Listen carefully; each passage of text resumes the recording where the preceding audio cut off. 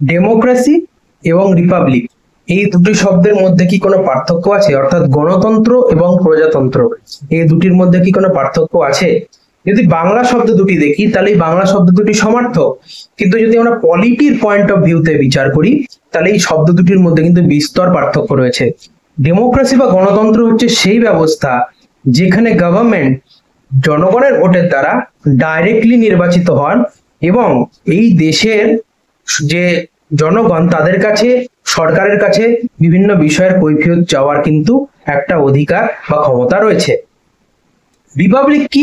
Republic হচ্ছে প্রজাতন্ত্র, অর্থাৎ যেখানে হেড অফ দ্য স্টেট যিনি থাকেন তিনি জনগণের ভোটের দ্বারা সরাসরি বা ইনডাইরেক্টলি অর্থাৎ ডাইরেক্টলি বা ইনডাইরেক্টলি তিনি কিন্তু ইলেক্টেড হবেন এবং সেখানে মনার্কি বা রাজতন্ত্রের কোনো রকম উপস্থিতি থাকবে না।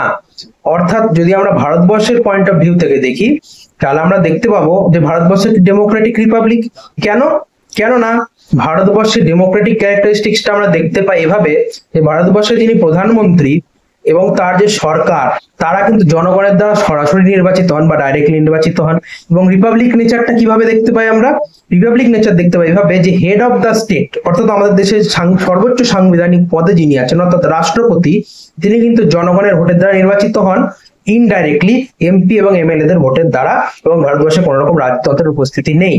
এই হচ্ছে ডেমোক্রেসি এবং রিপাবলিকের মধ্যে ডিফারেন্স এবং ভারতবর্ষ কেন একটি ডেমোক্রেটিক রিপাবলিক কান্ট্রি।